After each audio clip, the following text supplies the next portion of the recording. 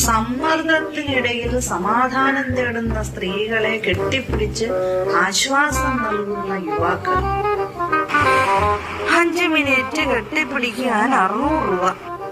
യുവാക്കളുടെ ആലിംഗനത്തിനായി സ്ത്രീകളുടെ വൻ തിരക്ക്. ഇവിടെ എന്തുമാത്രം മാനസിക സമ്മർദ്ദം അനുഭവിക്കുന്നു.